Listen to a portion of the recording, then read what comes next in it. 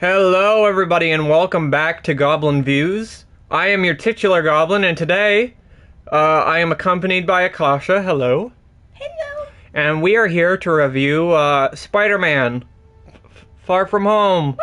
Woo! The penultimate movie to our Spider-Man movie review series, besides No Way Home.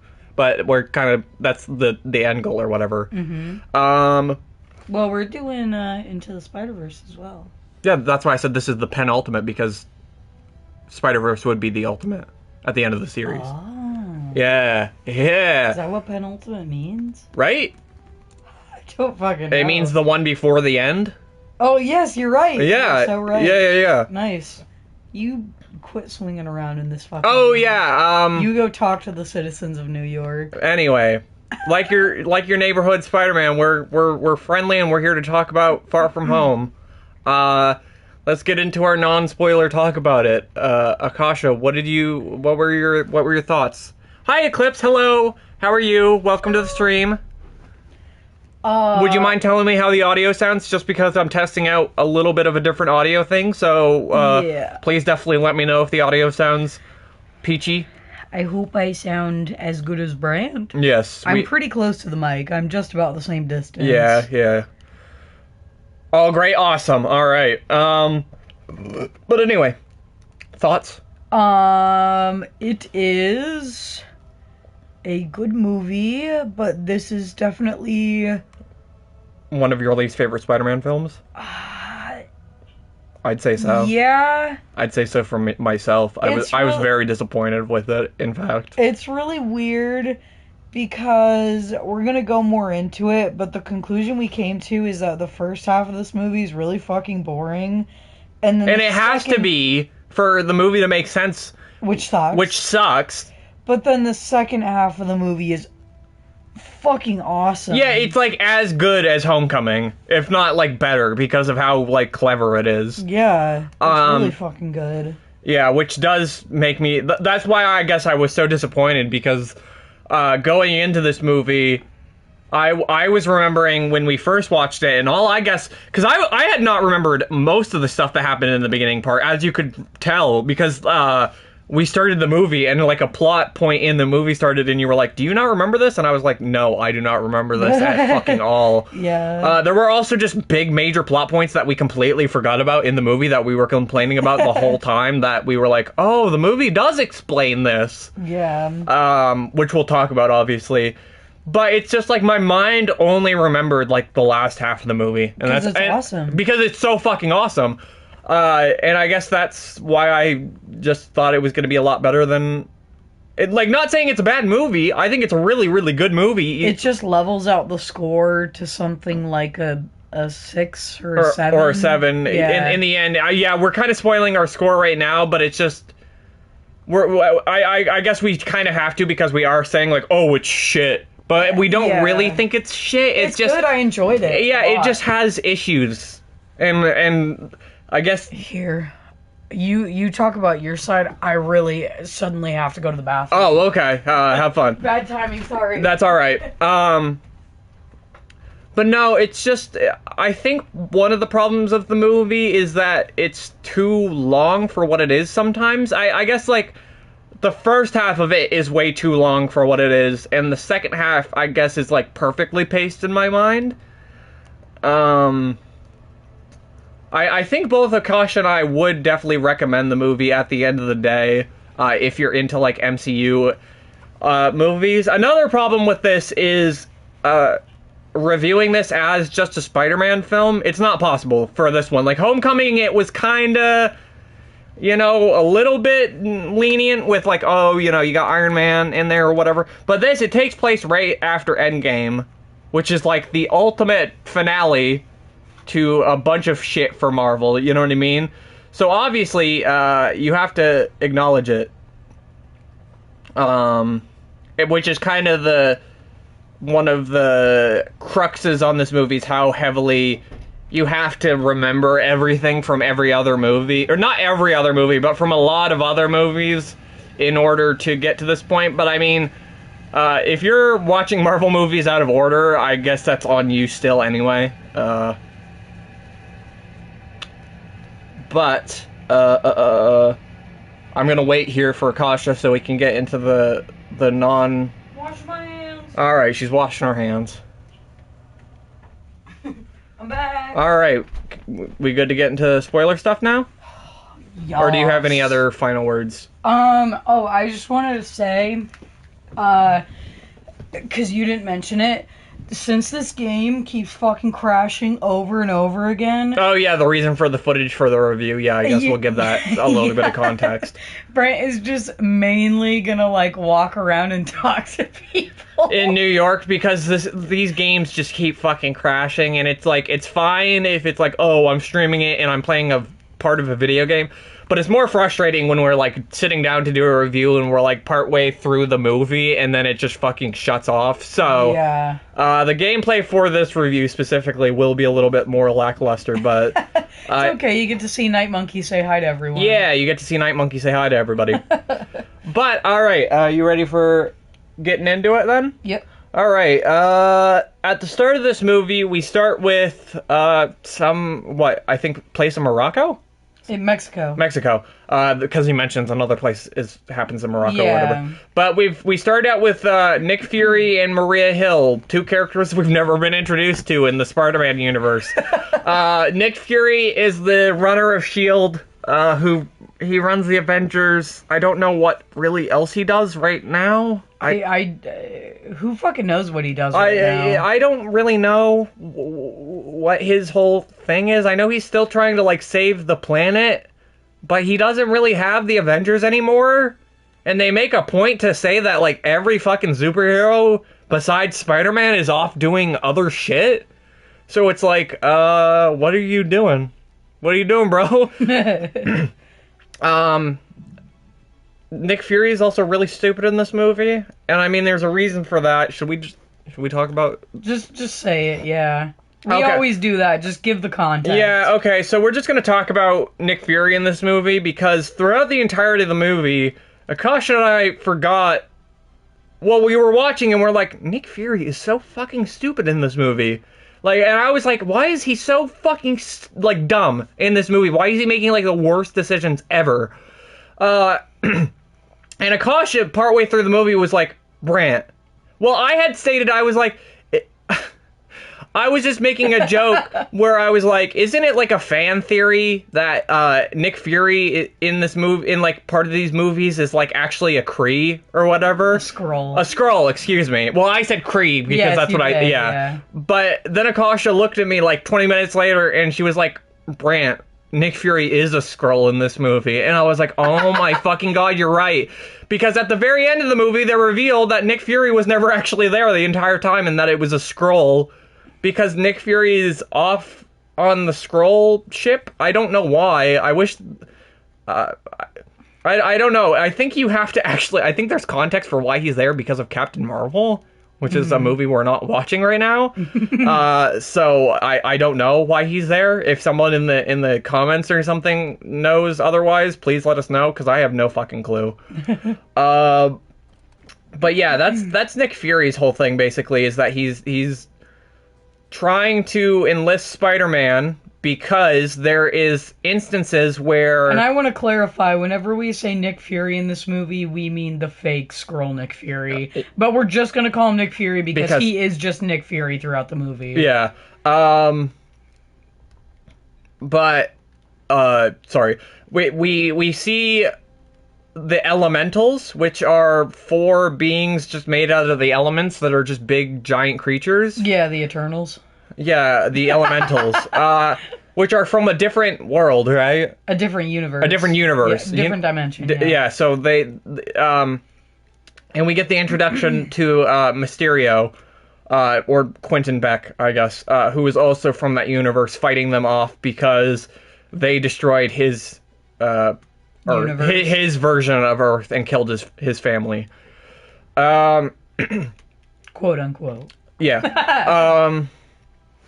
But that's basically the opening to the film, which is kind of supposed to be this film's version of the Vulture opening, I guess. I was gonna say, they do a parallel where it's like, you open with the quote unquote villain. We're just gonna say Mysterio's obviously he's the villain of the movie. We all know he's the villain of the movie because he's fucking Mysterio. Yeah. So you open with something with the villain. It's a little less impactful because it's a little more Marvel-y than the other one. I know the other one's Marvel-y. I know it includes shit about Iron Man, but this one just opens with Nick Fury. Which is a character that we've never been introduced to at all. Yeah. But then it shifts... In the Spider-Man universe, at least. Yeah, but then the scene shifts, just like in the first one, to, like, a cheesy, like, kids production. Oh, yeah, well, yeah, it instantly smash cuts to the home ec, like... home ec, it's like the news. The news thing that they do at the school with... We didn't talk about this before because I guess it's not her... I don't know. I feel like her character is kind of important, but the character of Betty Brant, which she was played by Elizabeth Olsen in the Sam Raimi films, and we never really talked about her because she's not super important in those films.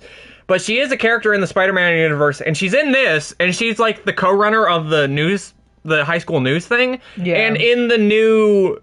I know this is like going ahead, but in the new Spider-Man film, she is an intern at the Daily Bugle, which is pretty cool. Mm-hmm. I just wanted to bring that up because I just like her character, even though I think she's really annoying in this movie.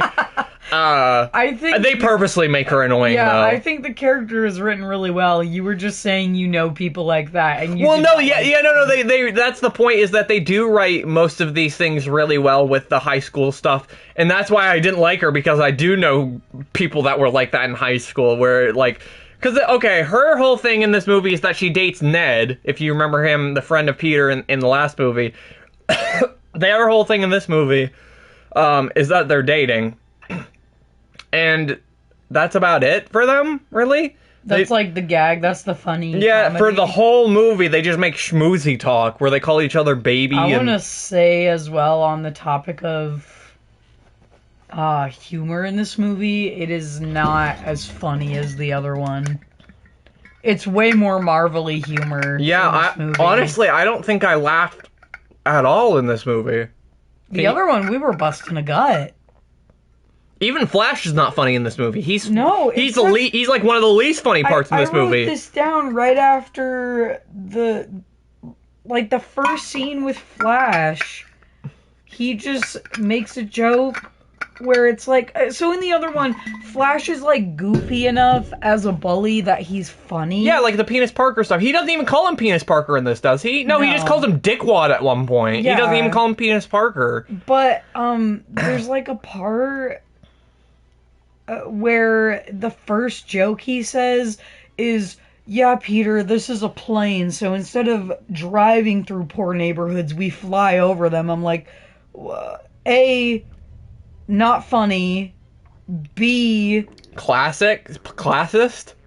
Well, it's like you would like Flash is like really rich in these movies, but also it's. But like they don't in the first movie they didn't make him make any like poor jokes at Peter. It's like just not funny, goofy humor like Flash was doing before. That's what I'm saying. It's just like a mean bully thing to say. Hello, Rose. Welcome to the stream. And she says not funny. Didn't laugh. I agree. Not funny. But yeah, it's just not I agree with you though. It's not a very funny movie at all. Also, there's a joke at the end where Flash's mom doesn't come to pick him up at the airport, and it's actually really not funny and kind of sad. Like there's barely any jokes with him in the movie. There's like one joke is that he harasses Peter a little bit and then gets punched in the face and knocked out.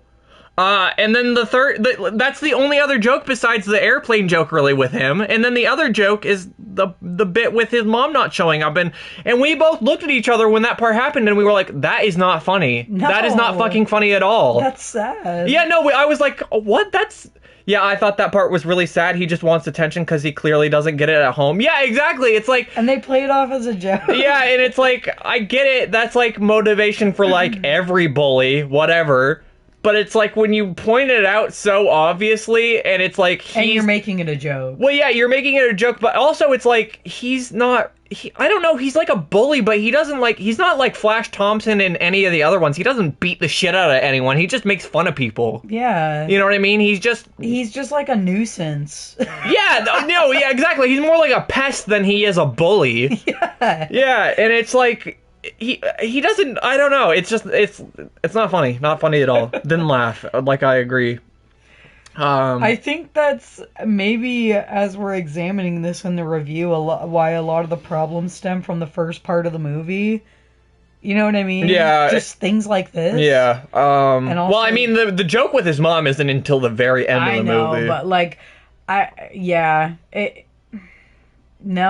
just more. Well, one of my problems with the movie, at least for the first half, I think they kind of have to sideline Ned, Flash, and they give MJ like screen time basically throughout the whole movie, but I feel like that she barely says anything for like the first half of the movie too. Because I feel like the reason for that is because they have to develop a relationship between Quentin Beck and Peter Parker. Yeah. And it's like, that's fine because the relationship is kind of actually interesting and I like it because it actually clicks because the chemistry between just Jake Gyllenhaal and Tom Holland is actually incredible. And at the end it pays off because, like you were saying at some point in the movie earlier, it does seem like he likes Spider-Man somewhat. Yeah, no. Despite being an egomaniacal. Oh no, he totally. That's the weird thing is he cares about literally no one else in this movie except when it does come to Peter. He does seem to have reservations, he does not want to kill Peter Parker, which is very interesting. It goes along with like the Vulture thing. The Vulture thing, yeah. That all these villains realize, oh, he's a kid. You know what I mean? And why would I want to murder a kid that did nothing to me? Until the very end of the movie when they're like, I'm gonna fucking kill that kid. And yeah, I was gonna say until the very end of the movie where, well, I don't know. It's very weird because if you think about it, the end plot is a terrorist attack to kill thousands of people, which would probably include children. Yeah. But he's like, oh, I like Peter. Yeah, I like Peter. I don't know, whatever. It's just a stupid thing. I guess we should talk about the blip, because that's a really important thing in this movie. If you guys haven't seen any of the fucking MCU movies, we're gonna go real quick. Endgame, Thanos, he gets the Infinity Gauntlets, which are the ultimate fucking power source in the universe. He collects them all, he uses them to wipe out half of the population on Earth. It works, they all disappear for 5 years. The Avengers, what's left of them, reform together to fight Thanos in Get the Chaos Emeralds. They get the Chaos Emeralds, and they bring everybody back 5 years later. Iron Man dies, Black Widow dies, Vision dies, Captain America dies, a bunch of people you didn't even fucking know about, but Iron Man and Captain America are dead. Those are the two ones that are really matter. And they recap that in the beginning of this movie. Yeah, the student newsreel, which is kind of really funny. It is funny because they make a stupid in memoriam video. Yeah, with "I Will Always Love You" by Whitney Houston playing in the background. Rose said yes, Chaos Emeralds. So excited for Sonic 2. I am excited for Sonic 2, even though I haven't seen Sonic 1 as well. And Eclipse said Chaos Emeralds, lol. We're calling the fucking Infinity Stone Chaos Emeralds. That's what they are. But, yes, you're right, Rose, with the Getty Images candles on the newsreel. Yeah. But anyway, so we smash cut instantly to 5 years where everybody's been brought back. Those Avengers are dead or whatever. Peter's lost his mentor. Peter and his class are now taking a school trip through Europe, basically. Mm-hmm. It starts at Italy and ends in France. It ends in Britain. Ends in London. Oh, does it end in London? Yep. I thought it ended in Paris with the Eiffel Tower bit. Nope, London. Oh, okay. Yep. So they just don't go to France in this movie for no reason. Nope. Cool. It's really weird. Anyway, so they're having a class trip where they're going to go from Italy to Paris to London, I guess? Is that the trip? No, it's from Italy to the Czech Republic to Britain. Well, it ends up becoming... whatever. So they're going on a school trip through Europe. Who gives a shit? Whatever. Peter has this, he's in love with MJ himself now, because teenagers. My problem is that the part where Peter realizes that he might like MJ, I'm pretty sure is in a different movie.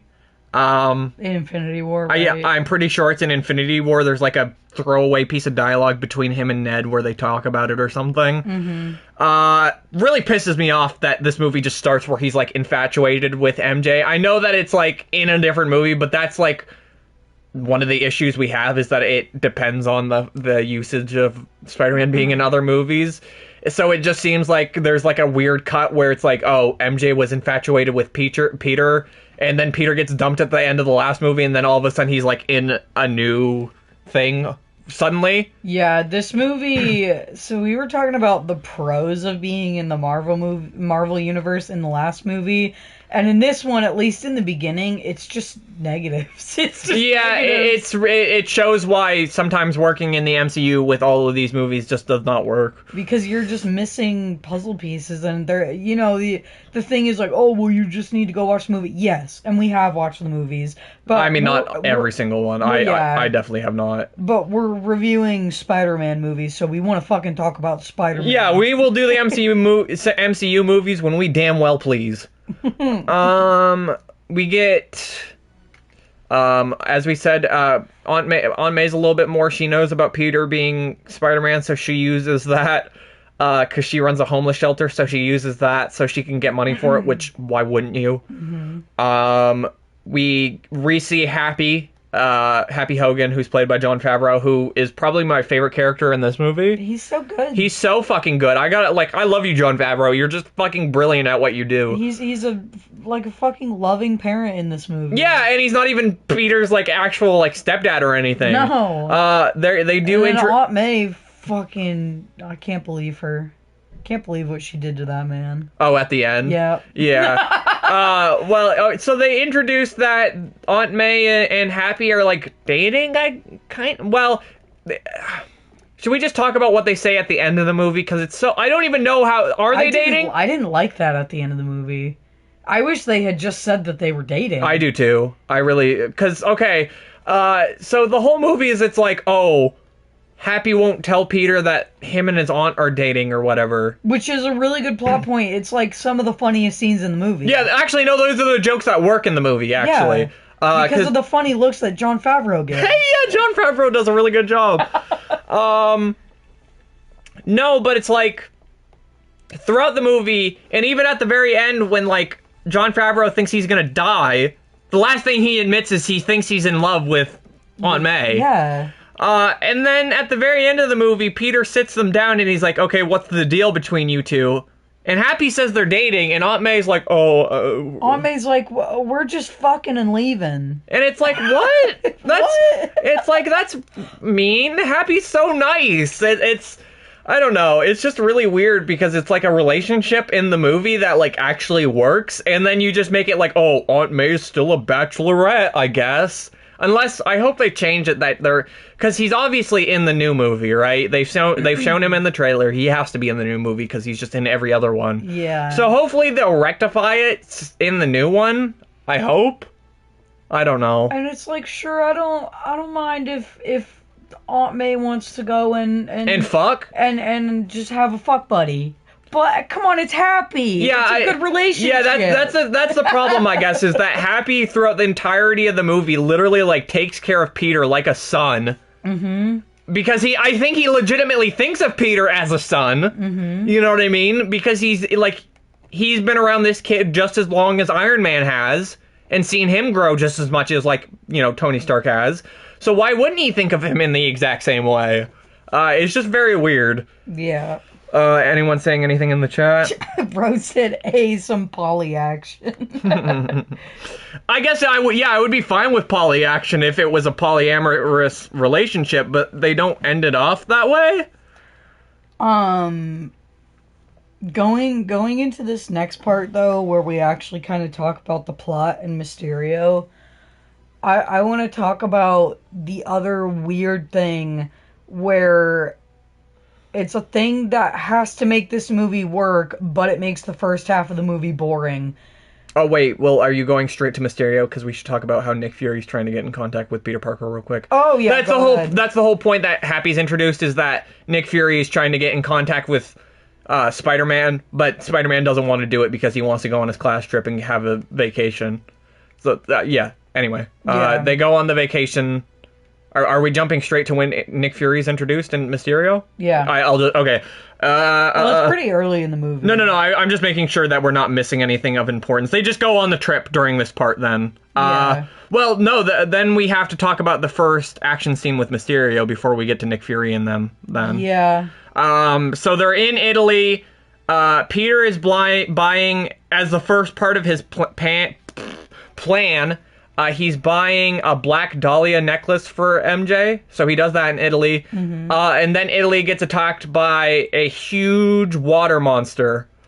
I just want to say, Clip said Jake Gyllenhaal was great as always. 100% correct. Yes, it continues the trend that the MCU has some really great villains, and all the acting is incredible. Yes, I completely agree. Hydro, well, I'm going to call him Hydro Man, even though he's not Hydro Man. Yeah. Because we talked about it, but he's supposed to be like a fake version of Hydro Man. Hydro Man is a character in Spider-Man comics that's just a big water monster that constantly attacks people. And they make a joke that this is Hydro Man, but they're saying, no, it's not. No, it's not. That's fucking stupid. It's just the elemental from another universe. Yeah. But it gets attacked by Hydro Man. We get a really good scene where Peter's not even in his spider suit, and the CGI looks incredible. It looks fucking awesome. Where it's just it looks like actual Tom Holland the entire time. Yeah. Even though you can tell it's obviously CGI, but it looks really, really good. Yeah.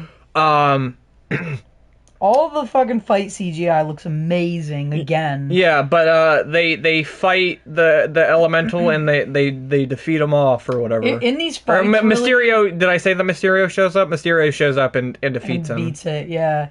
The thing is, in all these fights with these elementals or whatever, Mysterio is always the offense, and Peter is really just cleaning up the collateral. Yeah, he's saving the people in the background. Yeah, which is really cool because that makes sense. Because what the fuck is Peter gonna do to fight an elemental? I mean, they're not really there anyway. Also, I want to say I changed Brant's mind because we were looking at Mysterio flying. We were like, holy fuck, that looks great. I was like, isn't this now do you see why I think the Eternals flying looks bad? Yeah, no. And I admitted, I agreed that it looks a million times better than the Eternals flying. And I think my reason for why it looks bad is, I think, because in the Eternals, whenever they're flying, they're barely moving. They're always straight as a fucking arrow, and it just looks weird. And Mysterio's wavering. Yeah, when Mysterio, he's walking on floating particles, basically. He's moving around in a way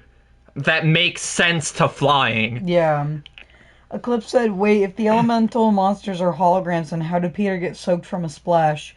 That is because they're made of drones. Well, they're made of drones that got, they're at a canal. The drones would have just, made a splash from the canal that would have hit Peter. Yeah, because there's actual physical things happening with the drones. It's just that they obviously make the illusion that it is a big monster. Yes. Yes.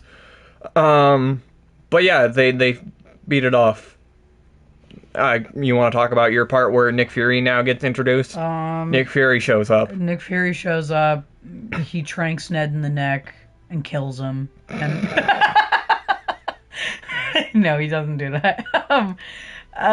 And then he goes, Spider-Man, you fucking pissed me off. A real good one this time. And so it's because Peter's been dodging his calls. The whole time. And then he's like, the reason I've been wanting to call you is because I need you to help with this elemental's bullshits with Mysterio. And then Peter's like, don't wanna. Which is fair because he's like, why can't you just get one of the other Avengers to do it? Which, what is their reasoning for why Vision won't do it? Do they even have reasoning for why Vision's not there? Didn't they say Vision? No, I can't. They said Vision's dead. Or yeah, Vision is dead in that point. Yeah. Yeah, you're right. Never mind. Eclipse said if Ned fell on the side where the trank went in, he'd be fucking dead. Nah. No, they make it a point where he falls on Oh the god, opposite that's side. fucked up, Eclipse. That is so fucked up. Oh my god, that's terrible. But this is why we fucking hated Nick Fury. Because he's stupid. Yeah, is because Spider-Man learned his fucking lesson in the last movie and was like, I just want to not be an Avenger. not be an Avenger. I don't want to do these big like world Saving events. Yeah. I just want to do things in New York because that's where I'm wanted. Yeah, Or and needed. then Nick Fury goes, Fuck okay. you. And then he completely disrespects Peter's wishes and forces him into this plot. And his classmates. And his classmates. So basically, he redirects the class trip so that instead of going to the Czech Republic for the second trip, or is Prague? Where's Prague? Prague is in the Czech Republic. So were they going there in the first place then? No, they were just going to be in Italy. The whole time? And then they were going to go to France. Oh, okay. So yeah, they detour. Yeah, I guess they make it so that the trip derails to go to Prague. Which is where the next elemental attack is, or the final elemental attack, because Mysterio has already defeated the other. Well, I mean, Hydro Man was the third one. We've got one more. Mm-hmm. He's defeated the other two off screen or whatever. I just remembered I wrote this note when they go to Prague, and they're at that hotel or whatever. And Flash is just, like, sucking the dick of Spider-Man. Like, that's the funny joke with him in this movie. Well, yeah, because the point is that after he steals his car, like his dad's car, and he, like, saves all of New York, he, like, now admires him. Yeah, and the note I wrote about that was born to fuck Spider-Man, forced to hate Penis Parker. That's pretty good. So, yeah, now Peter's going to fight the fourth elemental. Should we even mention the Brad stuff? Do we care about Brad at all in this movie? It doesn't matter. Let's There's just mention like that there's a sidelining plot with another guy that Peter thinks MJ likes, but she really doesn't. And that's about it. He's just a dick. Yeah, and he's really meant to be the Flash character in this movie, which is really weird because they sideline Flash for another bully character. Yeah, which I pointed out to Akasha that they could not give Flash the arc of wanting to date MJ because MJ wouldn't even like allow him to like sit next to her or anything because but she doesn't even like do that with Brad really. I mean, she sits next to him next to a whole flight and watches a movie. I guess you could technically do the same thing with Flash, couldn't you? Yeah. Yeah, so you just fuck Brad. Brad reminded me of fucking Edward Cullen. Oh, wait, I guess we shouldn't say fuck Brad, because should we talk about the worst part in the movie? The part where he tries to assassinate Brad, because when he gets the glasses is pretty important, actually. Yeah. So, Peter Parker is gifted Tony Stark's glasses as like a last thing from Tony Stark, which basically gives Peter full access to everything from Stark Tech, basically. He's inherited all of Stark Industries, basically. Like the weapon side of it, not the money, because Pepper still runs like the money side. I don't want to say like, oh, he runs Stark Industry, because he doesn't. He just has all the tech. Yeah. Flash is too soft in these films to be a proper bully like in the Raimi films. He literally tries to assault him. Yeah, no, exactly. You're absolutely... Like, I'm fine with that, because I was fine in the other movie where he was just, like,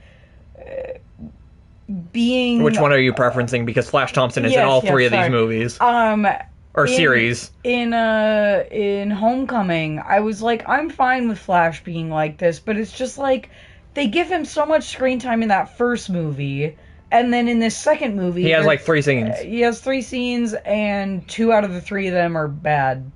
Well, one of them actually pissed us off because it's like so unfunny. Yeah. Rose says at Eclipse, to me the Flash definitely feels like a Gen Z bully who didn't get enough love from mommy, so he's perfect to me. but I can see why you wanted him to be more violent. Yeah, I agree with Rose. I see him as just being, like, verbally... I guess just, like, I guess the violent thing would kind of take away from his character in these MCU, because he is kind of an endearing character in these movies. Yeah, like, you don't hate him. Versus in, like, the Sam Raimi movies, the thing with Flash Thompson is he's only in that one scene to beat up Peter Parker, and then he's never in any of the movies anymore. Mm-hmm. You know what I mean? I still like the depiction of him, but he seems like more of a douchey friend that'll tease you than more of an actual bully. Yeah, that's the point, though. That's kind of I guess that's the point, is that he like, I knew so many guys like that in high school that were bullies, though. Like, that's the thing. They didn't assault people. They made people feel worse about themselves. They just verbally bullied people. Yeah. That's and I would even say that's sometimes even worse than assault. Mm-hmm. You know what I mean? Because, like, you can punch someone, but, like, saying something, I don't know. Flash is basically in these movies to reinforce that nobody pays attention to Peter Parker. Yeah, exactly. And it works really well. It'll chip away at you. Yes, exactly. And it's like, I don't know. There is like I'm pretty sure, like, an actual study that like mental assault does a lot more to a human than, like, physical assault. Isn't that, like, an actual thing? I don't know. I'm not gonna, like, stick 100% by that, but I'm pretty sure, like, it's a thing where, like, in fucking, like, not to make it, like, super dark, but, like, in torture tactics, like, you don't physically hurt them, you mentally hurt them. Yeah, I don't know. You know, I can't name the freaking study, though. Yeah, I can't either. Anyway, so what? They're the worst scene in the movie. Oh yeah, where either way, Brad I hate gets talking about this scene. Yeah, Brad gets a stupid picture of Peter Parker. We don't care. Peter just accidentally calls an assault from one of the Tony Stark drones on Brad.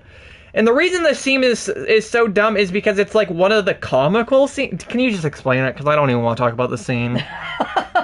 So, Peter calls a drone on Brad accidentally. The drone is would have basically killed everyone on the bus. Peter fixes it. It's not a funny scene. It's not necessary. I don't like it. And in the end, it's just solved in a way where Peter does the thing he should have done in the beginning and thought about it, because he's fucked around with this technology and a million times and knows that it can escalate quickly, and just gets the photo deleted off of his phone, off of Brad's phone. Yeah, well, the thing is, it's like Edith, which is the name of the AI or whatever. The fact he can read their texts. Yeah, well, I don't know. He doesn't, though. He tries not to, because there's like a point where he learns about the glasses and he sees, like, all of their texts and he, like, turns it off or whatever. He only turns it back on so that he can delete that one picture of him. Isn't one of the teachers looking at witchcraft or something like that? Yeah, JB Smoove is in this movie, and the whole reason he's in the movie is so that he can make jokes is that this whole thing is witchcraft. Which is a very Marvel-y joke. Yeah. I think it's fine. Yes, Rosie can delete photos off of Brad's phone.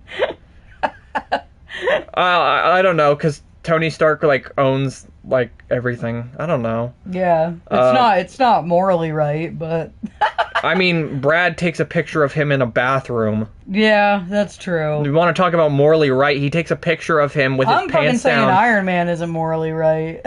Hey, whoa. Iron Man, they make a good point as to why Iron Man entrusts those glasses to Peter Parker. Yeah.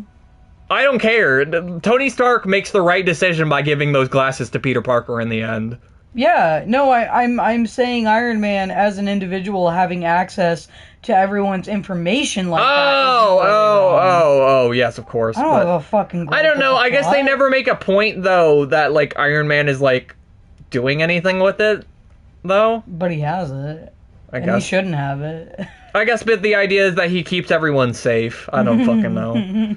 The morally right thing to do would be to go to the teacher and be like, dude took a picture of me while I was changing and I'm a minor, that's illegal. Well, the other problem is, I guess we have to talk about the scene. Oh, fuck. Fuck you, Rose, god damn it. I hate these scenes. Fuck, god damn, I'm just joking. They're boring. They are, but yeah, no, the picture is of Peter having sex with an adult. technically. So I guess the implication. That's the implication of the photo. So it's like Peter would just get in as much trouble if the teacher saw the picture. Is the idea. And it's also, Peter doesn't want this picture to even be known about. So if you bring it to a teacher, then everybody's like, oh, there's a picture? What's the picture? And then it's like MJ figures out what the picture is, and then that goes against what Peter wants to happen. You know what I mean? Yeah. The Russian woman? Yes, the Russian woman. Maria Hill, right? No. Oh, it's not? It's not Maria Hill. Oh, it's just some sorry. random-ass Russian woman. Yeah. Who never shows up in the movie again. No, he shouldn't see the photo, just like the teachers tell him to delete it. But the thing is, though, going to school, I know that's not how it would work. That is not how it works. That is not how it would work at all. Like, fucking invasive ass principals and teachers are like, well, let's see the photo. Yeah, okay, we're gonna take the phone and we're gonna look at the photo. And then it's like, then it's just hearsay where a principal says something to a teacher, where a teacher says something to a student they trust, that student they trust says something to someone else, and then it turns into an actual rumor. Movie convenience could make it so it doesn't happen that way. I guess it doesn't matter, though, because everyone in school already thinks that Peter's a male escort, so... Well, only one person. No, I know. I'm not saying that's how it would work. I'm saying that would be the 100% moral route. But, like, I don't know. With high school, it's like, can you really have morality when, like, your embarrassment is on the line? Yeah. With stuff like that? Like, if I was in Peter's position, where I had glasses that could just delete a photo of me that someone took I would totally do it. Why would I go through the other systems if I can take care of it myself? Yeah, I guess. Yeah. Where I know that, like, no one will ever have to know about this photo, I guess. Have you seen The In-Betweeners? If so, MCU Flash is perfect comparison to... I have not seen The In-Betweeners. I've heard it's very good, though. If you recommend it, I definitely will put it on a list of some sort. I want to talk about my point now, though. So you were talking about the friends, right? And how, like, we were talking about this. I'll just add in, they kind of have to cut the friends because the impression they have to give in this movie is that Peter is, like, alone in this situation, kind of. Yeah. And developing a relationship with Quentin Beck, which gets him through this. My problem is the other ironic thing where, like, this movie needs this, but it makes the movie boring, is they have to have all these scenes where Mysterio constructs a boring movie plot yes, by fighting these the elementals, stupid big monsters with, like, no real meat to the story or anything. And he is constructing the plot. Yeah, and that's the point, but it kind of makes it boring because he has to make it boring. Because it's boring. Because it has to be boring enough so the Avengers will not come as well. That's the whole point, is that the Avengers cannot show up because this is all an illusion, right? It's all holograms by drones and shit, right? But it has to be a big enough threat where it's like Mysterio could become an Avenger. Yes, exactly. Also, Rose said, excuse me for having faith in others, even if it's misguided. It's not that, Rose. It's just, I went to high school. Everybody here has gone to high school and knows that the system just does not work as well as we would like it to. Sometimes, yes, it does, but high school more times than not, fucking... I've been to the Prince... Like, I've told the story where I tried to, like, personally make a school newspaper because it's something the school had not had for, like, 30 years. Like a school... Not even like a newspaper, like an online thing, because the school didn't even have that. I went through the process of, like, writing out a whole fucking binder worth of shit, submitted it to the principal... And then the principal was like, oh, okay, yeah, we'll come to my office and, like, I'll set up a time and you can come to my office. And it's like, you know, it never happened because just schools don't fucking work sometimes because teachers are bullshit a lot of the times. Rose said, yeah, I'm aware, but I don't know if you know, I like to bury my head in a reality where everyone's nice and everything is perfect. Yeah, but this movie's trying to go for a high school realism. Like, if I can give props to these movies about anything, they make a very realistic high school setting where, like, the teachers do not give a shit about most things that happen. the only teacher that gives a shit is the weirdo teacher in the movie. That's in both movies that takes them on the trip. I don't remember what his fucking name is, but he's like the Harrington. Harrington. He's like the only one that gives a shit. Mm-hmm. You know what I mean? And they play him off as a weirdo, so nobody listens to him. Also, Eclipse, sorry that the stream froze for you. I'm sorry that you're in its shit. But can we finally bypass the boring part of the movie, talk about the turning point, and get into the good part? Yeah, okay, so Peter fights the fire monster with Mysterio. Can we just say that? Yes, that's it. Nothing else. MJ gets a projector from that scene that flies off during the fight scene. That's important. Yeah. All we need to say, the turning point is where, after the fight, Mysterio and Peter are sitting in a bar which is stupid. It's stupid because they're in their suits. Because they're in their suits without wearing masks, and it's like, why? Why would they do that? I know. Also, Peter is pretending to be a different superhero called the Night Monkey because he can't be Spider-Man. Or else people will get suspicious that Spider-Man is in Europe at the same time Peter Parker is. Yeah. Eclipse says, "Oop, I'm back. Welcome back." But yeah, they fight it, and then they go to the bar. You want to talk about the bar scene then? Yeah, the bar scene, basically, for some reason, Peter just fucking dropped these glasses on the floor that have access to all the fucking Stark tech because he's a moron. Yeah, I don't... Also, he's sitting there in the Night Monkey suit. I don't understand that bit where the lady picks him up and she's like, "Are these glasses yours?" And he's like, "Oh my god, yeah, they are!" Yeah, can you get that from Davey? Because he's gonna, accidentally turn off the fucking six-way. Yeah, hold on. Peter doesn't deserve the tech? He does, though. He totally deserves the tech. That's the point of the movie. By the end of the movie, he's the only one that does deserve it. So, Mysterio, with his...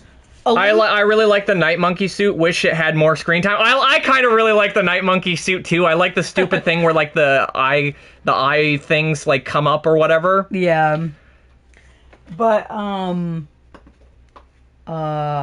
the point is Quentin Beck, as he does in real life with the illusions, with Peter's mind, he uses illusions and tricks him, basically, throughout this whole plot. To give him the glasses. Which he does. Also, Rose, I'm not trying to misunderstand you on purpose. Well, yes, morally, but you fucking knew what I meant? No, I really didn't know what you meant because it's text. I'm sorry if I misunderstood you. It's text, so I can't understand deeper meaning. So when you say Peter doesn't deserve the tech, I'm just getting that Peter doesn't deserve the tech from you. I don't know. I'm sorry if I seem like I'm misunderstanding you, but that's I can't. It's text, I guess. I don't know. But anyway, so he gives Mysterio the glasses, and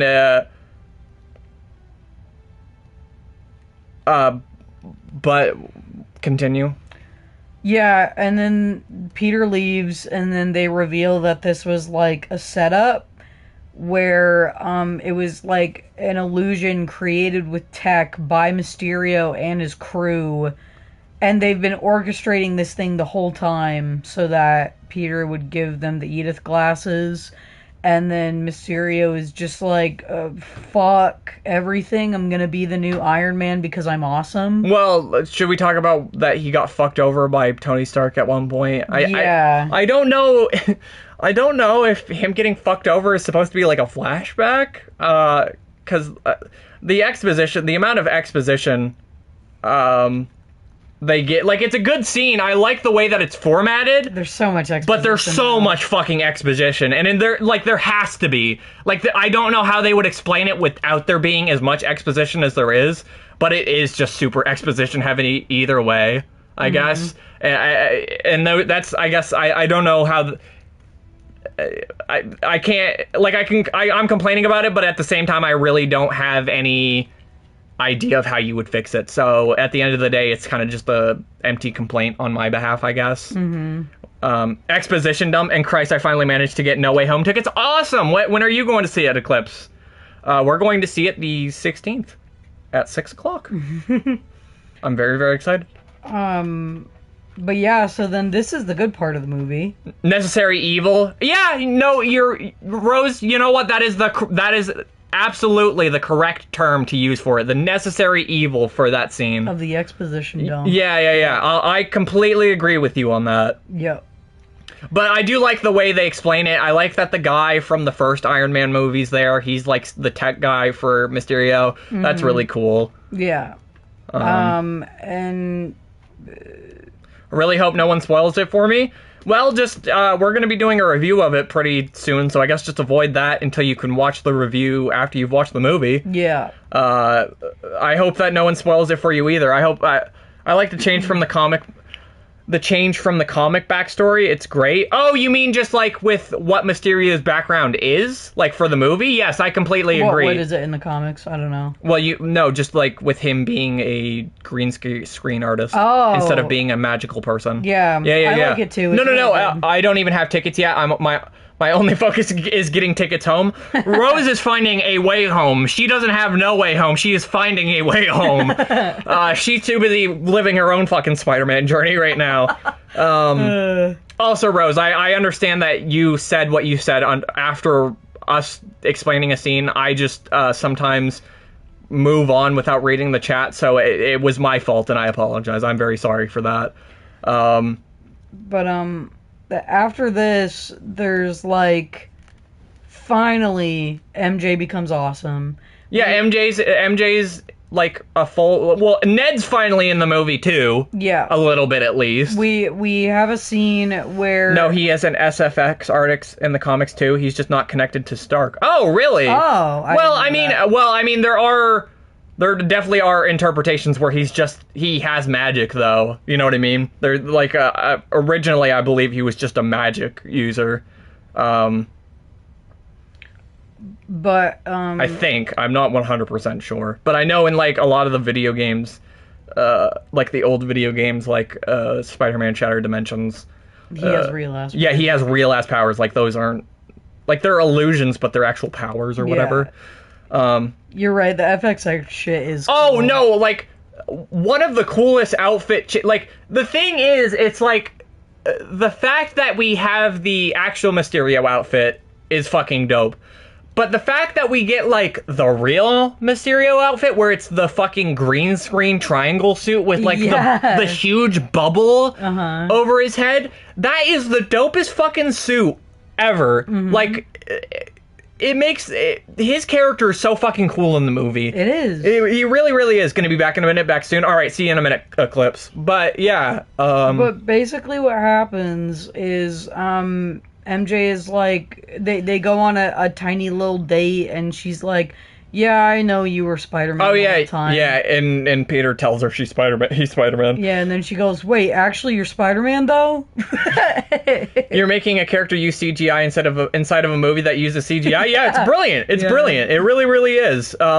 Because it's like the idea of illusions inside of a movie that's using illusions. It's really, really good. Hell yeah, Zendaya. Zendaya's so good. Also, I would say... or what? There's a point in this movie that is not hammered home very clearly until the end, which is that Peter's spidey sense isn't working. Oh yeah, they make like a one-off joke where Aunt May throws a banana at the beginning at him, and he doesn't catch it. And she's just like, oh, the spider tingle's not working? And he's like, oh, not really. But I guess for me, I never took that as like, oh, it's not working throughout the entirety of the movie. Yeah. And I didn't realize that until like the very end of the movie. Yeah, when he gets it back to do that. Well, no, when he brings it up to Happy that it's not working at the very end of the movie. Yeah. Yeah. Oh, during the Mysterio fight, that's a big thing. His spidey sense is fucked. Yeah, well, that I guess for me, I didn't realize that because I guess they did. To us, I guess they just didn't do a good job of explaining it. Yeah. Even though I guess they did technically explain it. I don't know. So then, I guess maybe we just weren't paying. Even though for these movies, I do pay a lot of attention to everything that's going on screen. So it's just, I don't know. For me, it's like so weird that important plot point just like slipped by. So then I'm gonna try to be a little brief with this. What happens next is, so MJ has this projector, right? So then we see Mysterio forming his plan where he's gonna do a terrorist attack with one of the big elementals. No, it's gonna be a thing that all of the elementals have formed into one to like destroy the Earth or whatever. To destroy London. Yep. And it's basically a terrorist attack because he's actually just killing people with drones. Well, yeah, he's using the drones from Tony Stark's thing now to make it like the hugest fucking terrorist attack ever, basically. Yeah. And what happened... I mean, I got the hint given the fact that Spider-Man being Spider-Man should have been able to sense Beck during the fight. I guess the problem is, for me, is it's supposed to be illusions. That, like, he sees Beck... Like, because during the Mysterio fight, like, he appears behind him and he, like, punches the wall? I guess is the idea is that the spider sense is supposed to be able to tell what's an illusion and what's not? Because that doesn't make any sense to me, because Peter even has to ask himself at the very end of the movie, or ask Edith, if it's still an illusion. And if Mysterio is alive. Yeah. So I don't understand how London equals Earth. Yep. Well, no, he's gonna use the power. The elementals like dig to the core of the Earth. That's how it would destroy the Earth.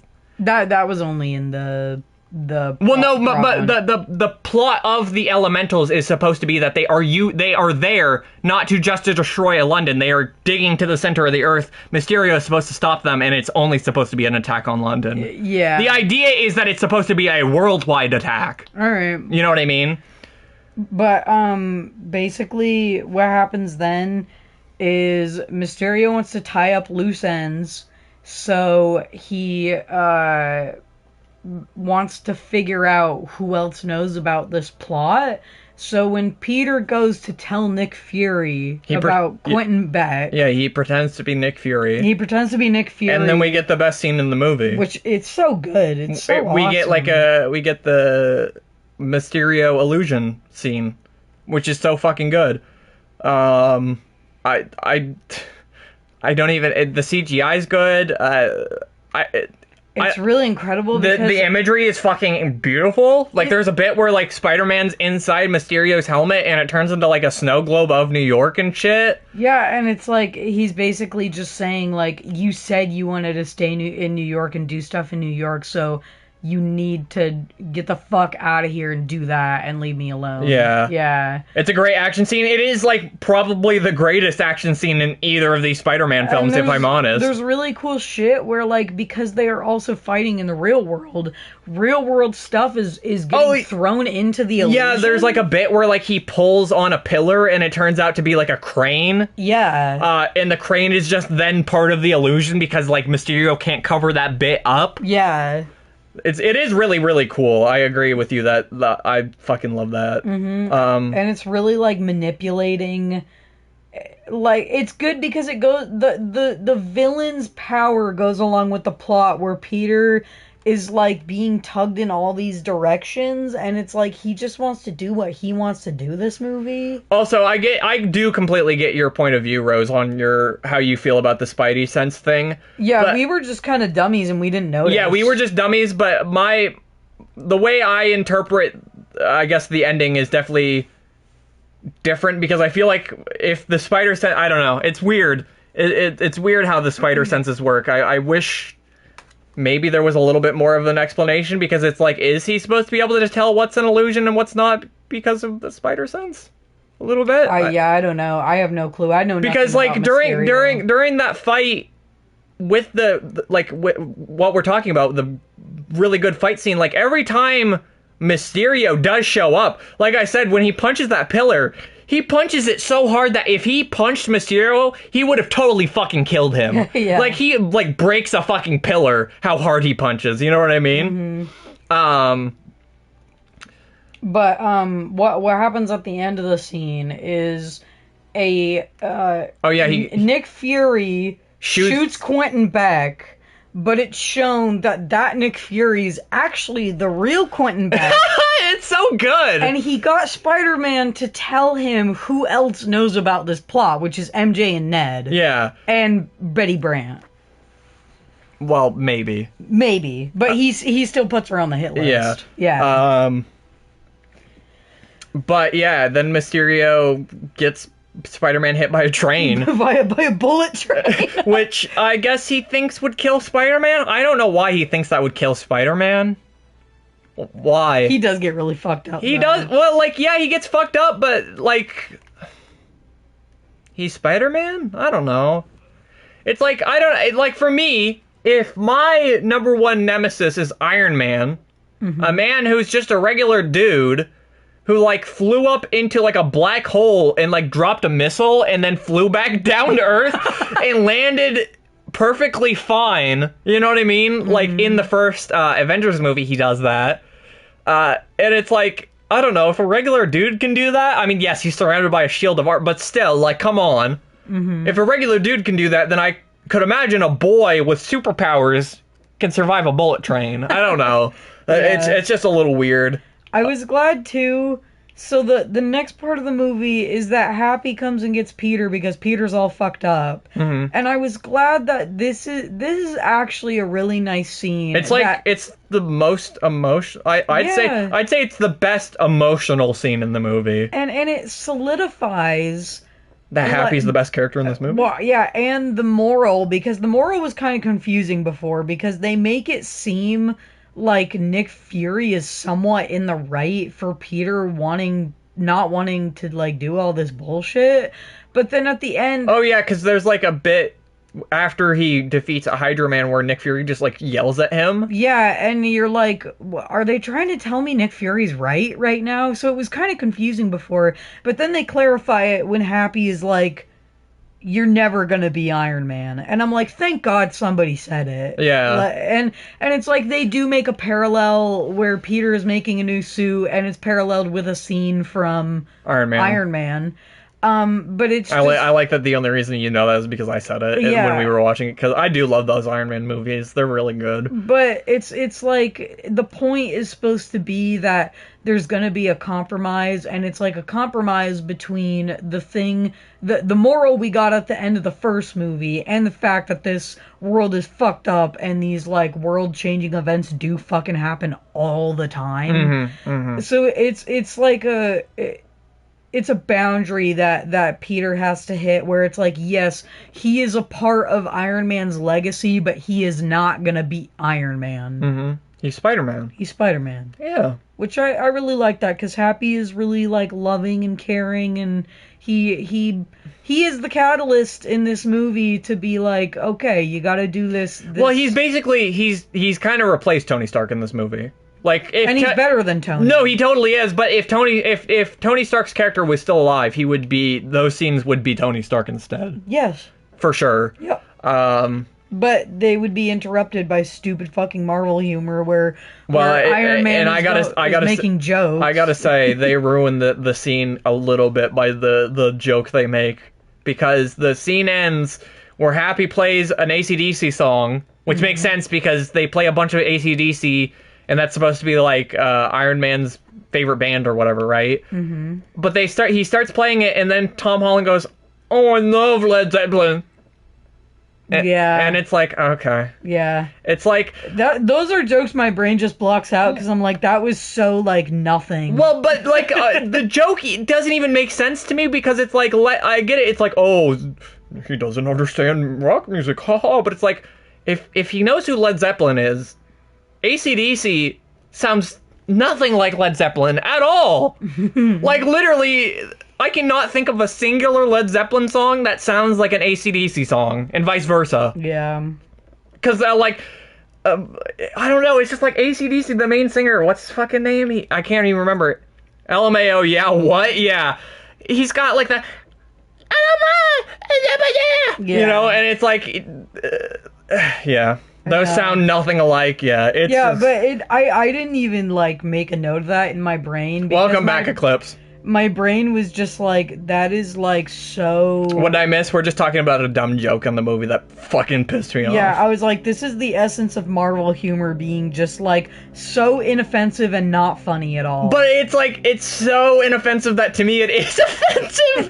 it ruined an interesting scene to me. Like, it ruined, like, the most... Or, it didn't ruin it because I think the scene is still, like, the best emotional scene in the movie. But just the fact that, like... Oh, we get taught, like, Spider-Man, like, grabbing the hologram tech and like looking at it, and it's like supposed to be like we said a parallel to when Iron Man does it or whatever. And then it's just like it's like a joke. Ruins it. It so ruins it. It really, really does. But yeah, and then oh, Disney never change, says Rose. Please, Disney, change. But I really like this ending set piece where, okay, so now we're in London because Mysterio and his team have diverted the school trip to London. So he can both, because Nick Fury's also there. He's gonna kill Nick Fury. The Led Zeppelin joke? Yes. He's gonna kill the kids. I'm glad that you knew what we were talking about, Eclipse. And that's it, right? Yeah, and then he's just gonna go through with this plan. Well, yeah, he's gonna become an Avenger. Yeah, so the what happens... Which, like, not to interrupt you, how does this plan work? Because what if an Avengers level threat of realistic proportions actually happens? What would he do? I think his plan would just be to use the drones to actually try and like deal with a threat like that.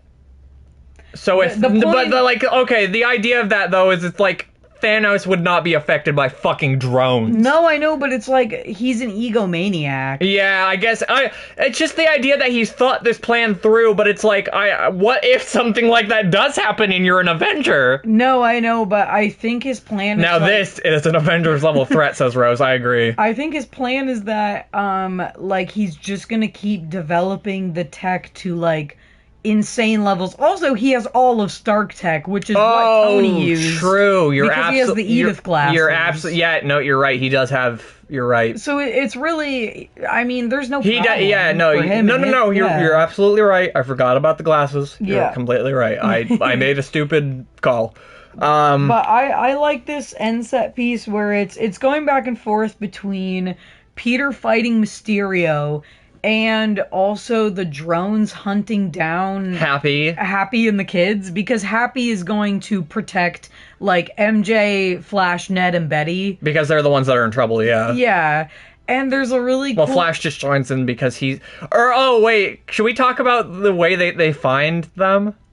That they have this really weird like Flash has this really weird thing that they like never talk about why he's all of a sudden doing, but he has this like arc in the movie where he's just constantly live streaming now. And that's the way that Happy is able to find him or whatever. Yeah.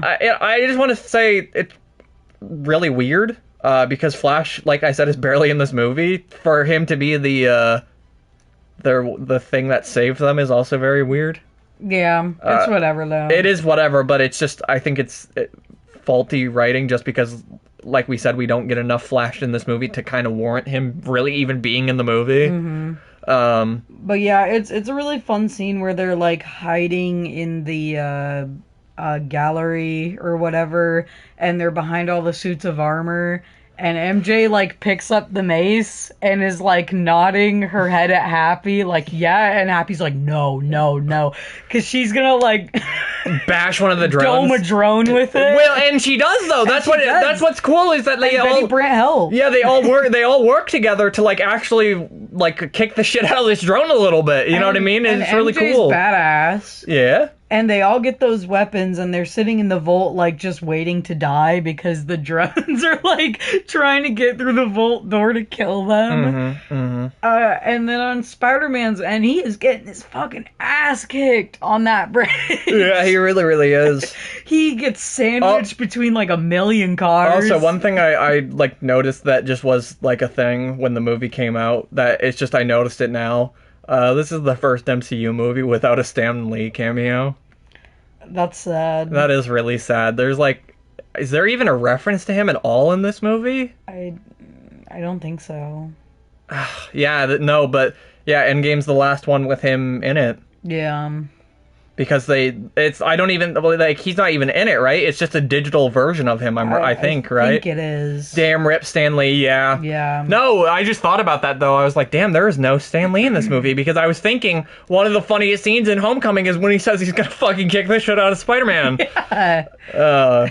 That's so weird, though. Yeah. But there's a lot of cool things they do with this scene that I noted down. It's like, he has to use He runs out of webs. Debris as weapons because he runs out of webs. Yeah. There's like a parallel where he holds onto like a stop sign or whatever, and a thing he turns into a mallet, and it's supposed to be like Captain America when he's holding Thor's hammer and his shield or whatever. Yeah. I didn't even like it because of that. I just liked it because like he doesn't have his web shooter, so he has to try to figure something else out. I mean, yeah, obviously that, but it is supposed to be a parallel at the same time to Captain America. Yeah. Because they also make a joke where Happy throws a shield and misses and then earlier. There's also a really cool shot where, like, at the beginning of this fight scene, Spider-Man isn't getting, he's, like, in the illusion of the monster at first. And there's a really cool shot where he's jumping out of it towards Mysterio at the bridge. Mm-hmm. Which is really cool. Yeah, no, this is, like we said, the later half of this movie is the best part of the movie. Yeah. I remember a friend of mine did his final presentation on how he met Stan Lee at Comic-Con once. Powerful story. Oh, really? Wow. Huh. That's cool. That is cool. I can't... That's crazy to me sometimes that people do have meetings, like, just one-off meetings that are, like, that impactful to their lives or whatever. It's really cool. There's that really cool scene we like where... Mysterio starts to employ the illusions again on the bridge. Oh yeah, well yeah, where and Peter Parker finally has to reuse his spider, like he regains his spider sense, and it's like this really cool thing where it's like you're seeing within the illusion, but really you're kind of actually seeing within Peter's mind. Yeah, and he just fucking annihilates those drones. Yeah, just flipping around them. Bashing them. It's like, this is the part where they're like, we can't have Spider-Man killing people, so we just want him to fucking demolish drones. Yeah, true. I never even thought of that. He, like, goes fucking destructo mode on those goddamn drones. Yeah. But yeah, we get... So, I guess... You want to explain the last part? With Mysterio? Yeah. Yeah, so... Spider-Man's making his way towards Mysterio. They're like in a... I guess we should explain. So during the Spider-Sense scene where he's like rushing Mysterio, they're in this like corridor or whatever. Mm-hmm. There's a bunch of drones in between Mysterio and Spider-Man. Mm-hmm. So Peter's getting closer, and all of a sudden Mysterio realizes that some drones aren't firing, and he's like, why the fuck aren't these drones firing?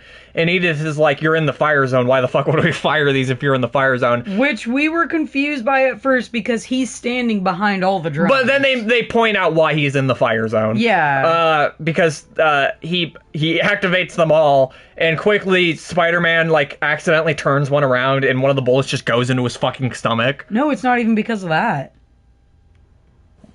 Yeah, one of the drones shoots him. Shoots a hologram.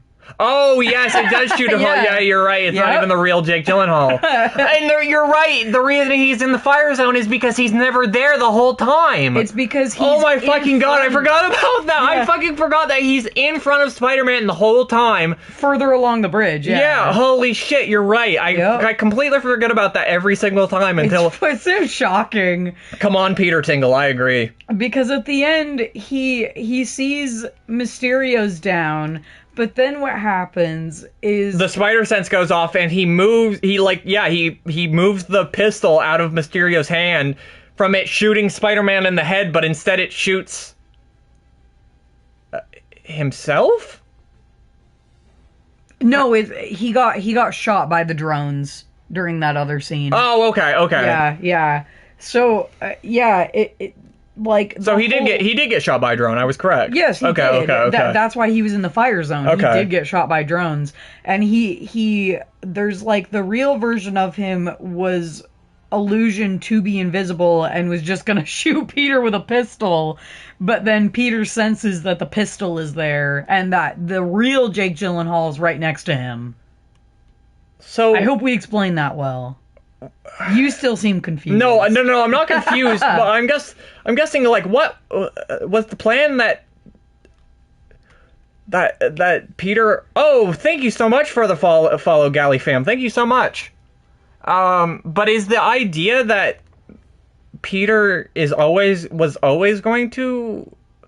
Because, okay, here's the idea, is that Quentin Beck dies quickly after this because he got shot by the drones. If he shot Peter in the head, what is the point? I think the point is, he says a line where he says, I have contingencies, and he shows after that he has one contingency plan, and you think that's what he was talking about? What, shooting him in the head? What's poppin'? Not much, Galley fam. We're just talking about Far From Home. Hello. How are you? Welcome to the stream. No, his contingency plan was to... so he makes it out like it was to shoot all the drones at Peter. So the point is he has multiple contingencies. He has like a plan A, B, C, D, and it gets down to the point where he's like, well, Spider-Man figured me out, so I'm like on plan E. Okay. Yeah. Hey, No Way Home, yes, we're very, very excited for it. Yes, we're so excited. We are very, very excited. I'm glad we at least have caught up to this movie so that... we actually have, like... I am glad that we rewatched it. Yeah. But, like, even outside of, like, the review stuff, I am glad that we rewatched it just because there was a lot of shit I did not remember. Yeah. But yeah. But also, along with him saying that he has contingencies, like multiple plans, we also see some guy taking a hard drive. Well, no, it's the guy who worked from the first Iron Man movie that was working. He takes the hard drive from a computer. For the end credit scene of this movie. It's not the end credit scene. It happens, like, right before the movie ends. No, I'm saying, but that hard drive is the impetus for the end credit scene. Yeah, true. Yeah. But yeah. I don't know. Is Mysterio still alive?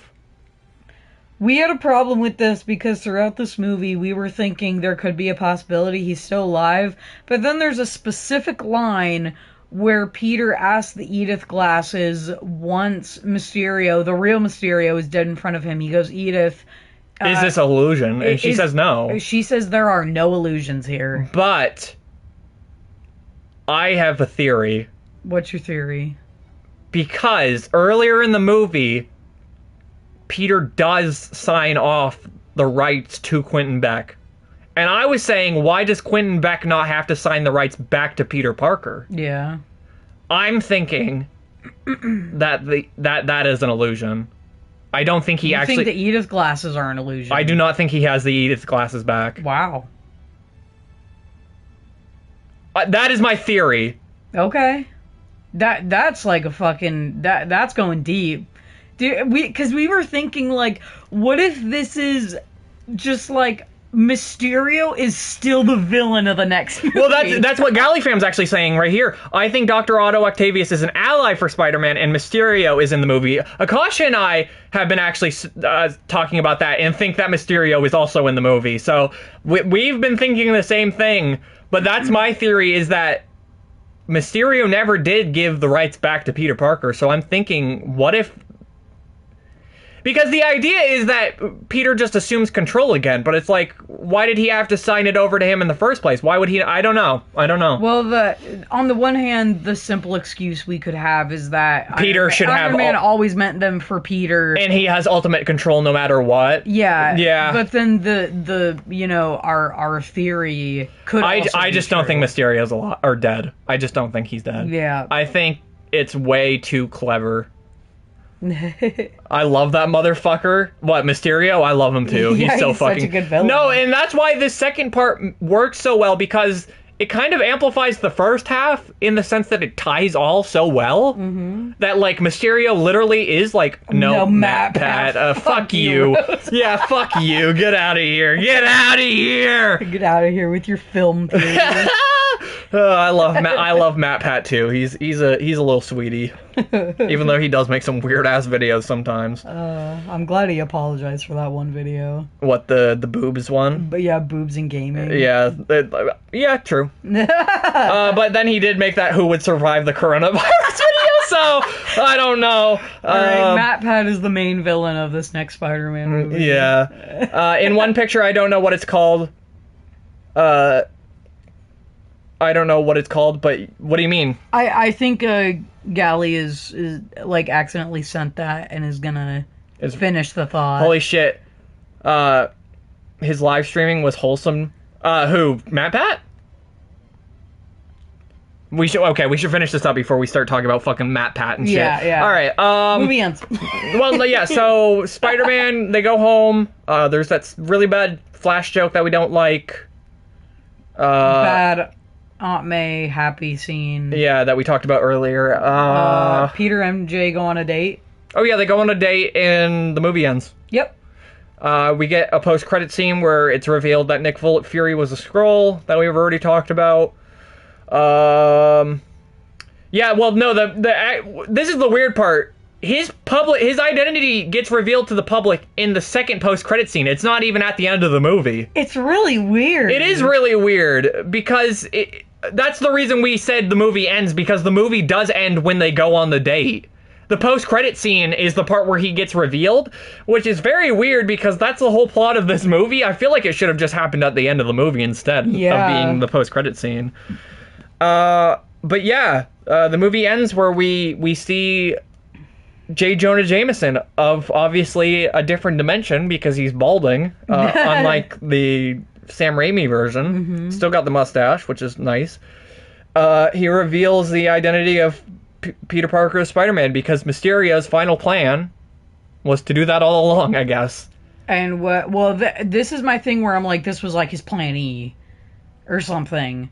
Because I guess it's just like, what is the plan though? What does this do? The thing is, he has to think on his feet during the whole thing. No one else can play JJJ apart from J.K. Simmons. I completely agree. He's basically made it so that no one else.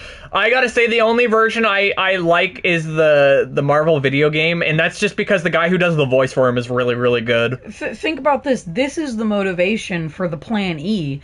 So Mysterio is at his wit's end. He knows he's defeated by Spider-Man physically. Yeah, I think he figures this out like the second Spider-Man kind of show. Well, actually, no. The second Spider-Man shows up, he does tell him to kill the illusion. So maybe this was his plan. Like that second that starts. Yeah, and it's like, so he needs to save face, even if Galley Fam says, I don't know what I'm talking about, but I have a feeling that Mysterio is in the movie. Yeah. I have a feeling that he is as well. We completely agree with you. The point is that Mysterio was trying to conduct this facade where he was like a really awesome, good, nice guy superhero, and if people figure out that he did this terrorist attack, not even his memory is intact. Well, no, he blames the terrorist attack on Peter Parker. Well, we didn't mention that. Yeah. I didn't mention that. Yeah, he blamed the whole terrorist attack on Peter Parker. So that even if he is dead, even if he is truly dead, which is what we have to go off right now because that was the end of the movie, in the end, his legacy is still saved. So what? By besmirching if he is Peter. alive, do you think he's going to come back in this movie and people are going to think he's a hero? That could be his fucking plan all along. Wow. It's brilliant. Yeah, I think Venom is going to be in it. He's got to be in it. Let there's be Yes, no, he has to be. I agree, Eclipse. If Venom's not in this movie, if he's only in a post-credit scene, I'm going to be so pissed. Because they set me up. I don't want it to be a cameo. I don't want the Venom thing to be a cameo. I know you're just saying, Rose, that you think that's what it's going to be, but I'm going to be so fucking angry if it's just a cameo. And then he set me up for Venom to be in this movie. Venom better fight Spider-Man or fight with Spider-Man at some fucking point. I don't even fucking like Venom, but he needs to be in this movie. I like Venom and he needs to be in this fucking movie. But yeah, so what I'm saying at the end is no matter what, fucking Mysterio wins every single time. Oh no, it's the same as the end of Homecoming, where Peter Parker really didn't win at the end of the day at all. No, he just won because the Vulture fucked up. And in this, he won because he doesn't win. He doesn't win. Yeah, he doesn't win at all. Honestly, no. It's a really great cliffhanger. We were fucking shocked coming out of that movie the first time. Yeah, we really. It is one of the best fucking cliffhangers that an MCU movie has had. It's great. It is. Dude, imagine Tom Holland and Andrew and Tom Hardy fighting the villains. That would be so cool. I know. That would be so fucking cool. You're just getting like fucking nerd tingles reading that. But, okay. I do want to preface something that Akasha and I have been talking about quite a lot. We've got to go into this movie, and if the things that we are hoping are not in it, we've got to... If Toby and Andrew aren't in the movie...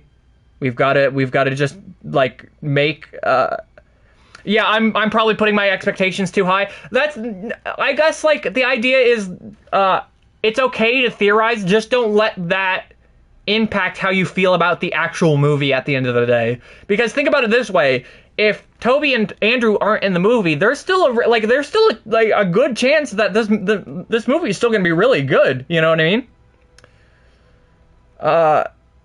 I don't know, but I have a feeling that in Spider-Man Far From Home, they defeated Mysterio. Yeah, is that what you're saying, Gally? Yeah.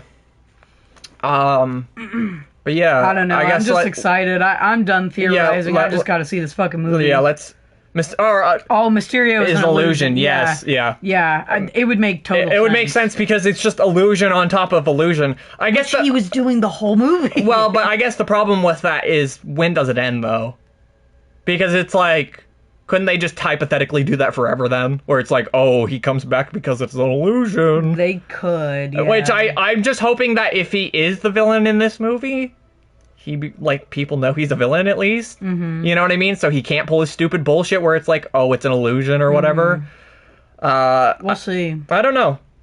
The Glashes were an illusion all along. Yes. All right, let's give our final ratings for the movie. Yeah, I want to go get monsters. Rating. So is Doc Strange. My rating is... It's hard. It's probably like a 6 or 7. Yeah, I'd probably give it a 7 out of 10. Just because the first half is sadly boring. And I mean, it has to be for the plot to make sense. Which sucks. I wish they could have... I don't know how they could have crafted it differently, but I wish they definitely could have, you know what I mean? But, I don't know. Sorry, my keyboard is so bad. That's fine, Gally. Yeah, I'd give it a 7, says Eclipse. Yeah. And also, Eclipse is joking that Doctor Strange and the OG villains are going to be CG. Everyone's an illusion. Or, an illusion, not CG. Fucking, I hope to God there's no Nick Fury in this movie. I mean, there won't be. He's on an alien planet. No, I know. I just fucking Christ. Well, no, but if they do, it would be the real one, which would just make it better, because he's only stupid in this for a reason. I know. Like, which sucks, because it's like, you're watching this the whole time, and you're like, why is he so fucking stupid? Why is he a moron? And it's like, I guess I don't know. I guess it's just like, why would Nick Fury leave, like, a super stupid fucking Skrull? Like, why wouldn't he send someone smart to pretend to be him, I guess? Yeah. Iron Man gonna come back from an alternate universe, LMAO. Jesus Christ. Oh, fun fact. The guy who directs these movies, the Spider-Man movies, is directing the Fantastic Four movie, I learned. Really? Yeah. Oh, well, you quite like the Fantastic Four. Well, the Fantastic Four as a concept is good. I don't like any of the movies. No, I know. I didn't fucking say that, dude. Well, no, I'm just putting preference that, like, I like the characters, not the movies. Yeah. No, but, well, like, that proves kind of that kind of adds more to the theory that Tony Stark sold his tower to the Fantastic Four now, doesn't it, though? Because they're both directed by the same people or whatever. But any final thoughts or anything? No, I think we were pretty clear with our problems and stuff. Yeah, but either way, we're gonna be back, Tuesday? For the Spider-Verse review, which will be the final one before our No Way Home review. Yep. So make sure to be here Tuesday. Obviously, I will put the date and times, whatever, on the Discord, the Twitter. Gally fam, real quick before I go, do you have a Discord? Would you like to be a part of the channel's Discord? Because I can quickly put a link for you if you'd like before we head off for right now. If you want to go get ready for us to go start to get monsters, you can real quick. Woo! Monster time! Monster time! Woo! No, alright. Well, either way, alright. Then I will send you guys off to Spoon's stream, because he's playing at Halo. I hope that you guys enjoy. And I will see you guys later. Bye-bye!